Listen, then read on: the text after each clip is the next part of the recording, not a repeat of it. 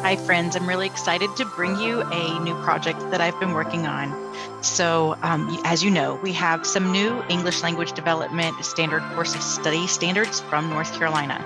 And they are, of course, North Carolina's unpacking of the WIDA 2020 standards. But they are also called North Carolina English Language Development Standard Course of Study. And so I have created a new unit plan creator tool that helps us quickly disseminate some of those standards that we would be teaching and build them into a unit. So I'm going to show you really quickly how to go through the form to get started.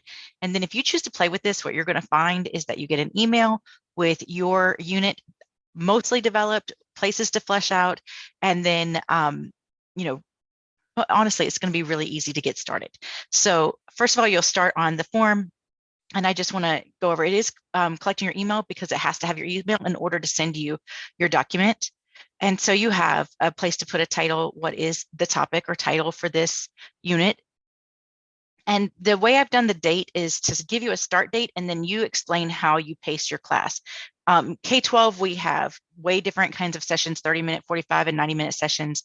And we have people that meet students every day, every other day, once or twice a week. And so it's really useful to know how you're planning this unit because eventually, if we get to start sharing units, that will be important information for the next person's pacing. The grade level, this is the only question that is actually required. So you have to answer this question in order to move forward.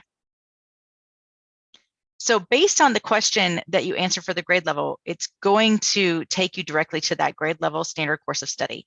And this is the pivotal part that I want to make sure I show you. Most everything else is really self-explanatory. So for starters, we work with our standard statements that we've always had from WIDA, and they kind of go in order. So we're going to start with social instructional language and then go to language arts, math, science, and social studies. In every grade level, they follow that pattern. But they're also now organized by our 4 key language uses: narrate, inform, explain, and argue. So you need to figure out like which key language use you're going to support. And I maybe would start here with the social instructional language, and then where I'm going to find that again in the content area. So if I'm doing inform, I could do inform in language arts. And at this grade level, that's the only other place I get to do inform. So I'm going to come back up and choose inform interpretive and inform expressive. So you have lots of choices on how you do this, but what I'm imagining is that we will almost always pick one of the SI standards and then at least one of the content standards. So there would be at least 3 check marks because the interpretive and expressive are balanced together. From there, I move on. And now I've got some backwards planning for us. So this is the difference between lesson planning and unit planning as we kind of start with the end in mind and work backwards. So what do we want our students to be able to do and understand by the end of the unit? So to make this easier, because not everybody is accustomed to doing backwards design, I've built in those transfer goals using our standard statements. So of course, I'm going to put social instructional, and in this case, I picked language arts. But if I have some other big transfer goals that I want students to be able to do at the end of this unit, I can type that in right here with other. And you'll see that that's consistent, actually. As we go through, I'm giving you choices, but because I do not want to take away anybody's own inspiration or your own voice, there's always a chance for other. And of course, you always also get your document that is editable by you. So we have know, understand, and do, or knowledge, understanding, and skills. And so I'm going to be able to look at the guiding principles to figure out what I want students to know. So I want them to know, for example, how to use metacognitive thinking and to draw on their metalinguistic and metacultural backgrounds. So I might choose that one. For understandings, what do I want them to understand about how their languages develop and how they can use language? So I might want them to use and develop language to interpret and present different perspectives. So as we go through, like I said, you don't have to answer any of these, but you can, and you can also include your own other statements if you are not really jiving with any of the ones that are here. So I like to frequently do translanguaging, so I might pick that one. So as we go through, this is one of the big places. It's kind of wide open here because different principals need different things, and I'm trying to build something that is as flexible as possible for as many teachers as possible. So there are different ways to do guiding our learning through, and some people do language objectives, essential questions, SWOBOTs, or I can statements. So, pick what you would like. I was a big fan of essential questions. And of course, as a SIOP person, I really would like to make sure that we have language objectives built in as well. All of these things can come back later. So pick whichever one you want, answer it out. Here's the key vocabulary. You can just list your vocabulary with returns in between, or you can do commas between, it doesn't matter. As you go through, we get to what our students are going to do. And so we've followed WIDA's interpretive and expressive parallel standards for that. So we already picked inform, interpret, and inform, expressive. So what do I want them to interpret? They're going to listen, read, or view something, look at something. And so maybe it's a TEDx talk, or a TED Ed talk. Maybe there's information text or infographic that I want them to take a look at. And then when they're producing, what are they going to do? Are they going to speak or write? Or we're going to give them options to speak or write. Do they need to complete a graphic organizer or record something using a particular type of technology? So you're going to fill out here what you're going to have students do.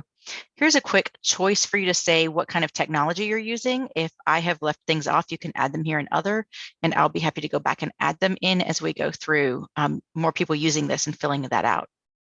Checks for understanding. How are you going to know that your students understood the assignment and were able to accomplish it? So all kinds of different things. Some of these are repetitive of what was up in the technology. So you just pick what's going to work for you, or any other kind of check for understanding that you have. And now we're getting into how we're scaffolding and what kind of instructional resources and materials we're going to use. So I have a whole section here on SIOP strategies. Keep in mind that if you are a SIOP expert, you could easily just choose every one. You're, of course, doing all 8 of these. And if you're a beginner to SIOP, my recommendation is that you choose the component that you're going to focus on at this time.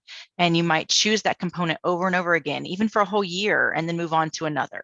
Maybe just for a semester and then move on to another. But it does take a long time to really implement that SIOP. And so I don't want anybody to think that you have to know all of it right away, especially if you're a beginner. Here's a chance for you to include some sentence frames or stems or even language features that you want to focus on. So you might talk about agree, disagree structures or transitions and connectors. You could use things like because, but, so, or kernel sentences and expansions. And you could, of course, here fill in your own idea of some of the sentence frames or stems you might provide for your students. I like visible thinking routines. And so here are some of the choices that I've taught before and hope that you have familiarity with and are able to start implementing into your classes. And See, Think, Wonder is at the top along with QSSA, because some of those are my very favorites. And then we go in alphabetical order. So we know that leveled questioning is a SIOP strategy. And so this is also a place for you to demonstrate differentiation is by planning leveled questioning. And so what proficiency levels of students you're teaching. And so you can click just based on that. You can also add in some specific kinds of questions that you're going to ask here. And this place is, again, one of the places that's very wide open. Depending on how you plan, you might set this up with day 1, day 2, day 3. If you're doing weekly plans, you might get Monday, Tuesday, Wednesday, Thursday, Friday. So it really is up to how you plan. You can also leave this part blank and fill it in after the fact. And you'll see what I mean when you get to submit your form. And this is the last page, student ownership of learning. And this comes from the district. They wanted us to make sure we included student ownership of learning in the unit plan organizer. And then I added a few of our own ideas that include things like multilingual learners engage in higher order thinking, or language-rich classrooms with ample time for language practice and use, that come from our WIDA information, the WIDA essential actions, and maybe referencing again the guiding principles. You can choose here to get a copy of your responses or not, and that's up to you. I'm not really sure which way is going to be more useful to you. But as soon as you click submit, you should generate a form that comes pretty quickly right to your email. Take a look, let me know what you think. And I look forward to getting your feedback. Thanks.